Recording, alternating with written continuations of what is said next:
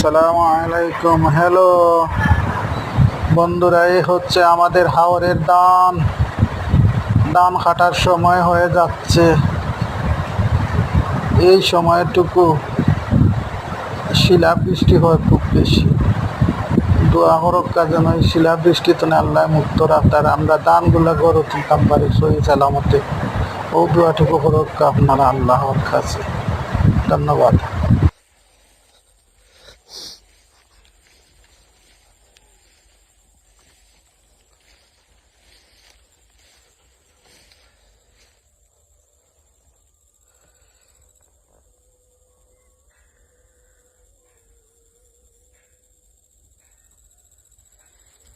ওইলো boundary দান আর ওখানে মনে হয় লন্ডনের বিবিলিস্ট লইছো ফাইন ওখানে মনে হয়